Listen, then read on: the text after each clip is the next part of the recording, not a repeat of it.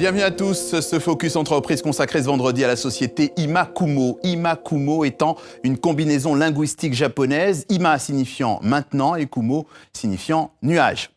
Une société d'intégration partie de l'imagination de deux personnes, Johan Terrier et Vincent Guilleneuc, deux jeunes entrepreneurs français qui voulaient offrir des services aux entreprises dans l'informatique pour les ressources humaines, mais pas seulement. Fondé en 2010, Imakumo s'appuie essentiellement sur un partenaire historique, ServiceNow, un éditeur américain, et Imakumo réceptionne cette technologie pour l'intégrer et la personnaliser au sein des entreprises. Le tout pour fournir une meilleure digitalisation, une meilleure industrialisation, une meilleure qualité de service, aussi pour transformer ces entreprises. Imakumo emploie pour l'instant 115 personnes en France et dans le monde, un chiffre d'affaires prévisionnel de 12,6 millions d'euros avec une part à l'international de 22%. Une présence qui se décline via des filiales en Suisse, en Belgique, des bureaux en Angleterre, en Allemagne ou plus loin encore, notamment à Singapour, comme nous l'explique l'un des deux fondateurs de l'entreprise. Alors Singapour parce que déjà c'est pour bien sûr pouvoir toucher l'Asie, pour accompagner les entreprises aussi francophones à travers l'Asie.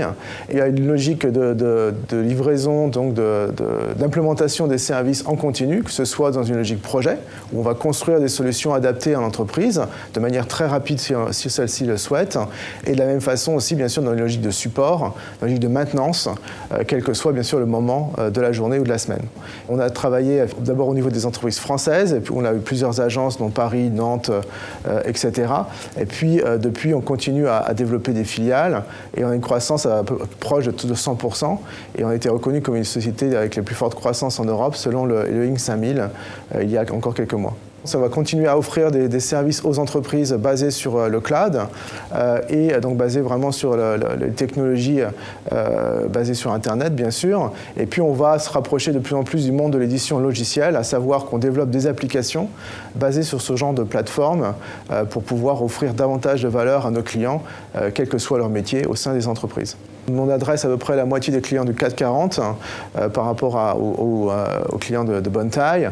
Donc des clients que, par exemple, on travaille avec des clients comme Orange, comme La Poste, avec d'autres clients du secteur public comme le conseil départemental du Haut-Rhin, qui est en Alsace, ou d'autres sociétés comme Europe Air Post, qui est une société aérienne. Et ajoutons qu'Imakumo recrute en France une large campagne d'appel à candidature, visible d'ailleurs sur Internet, à grand renfort de spots. Si ça vous intéresse, c'est le moment de postuler. Et vous l'avez compris, la stratégie d'Imakumo, c'est de grandir sur la scène internationale et notamment se renforcer sur le marché ITSM. Dans le jargon, cela correspond à la gestion des services informatiques. Imakumo veut aussi mettre en place en Allemagne ce qu'il a réussi à mettre en place en France. Et toujours à travers ce tropisme, l'Asie et le Pacifique francophone, accélérer son évolution à Tahiti notamment. Fin de ce Focus Entreprise. Merci, à bientôt.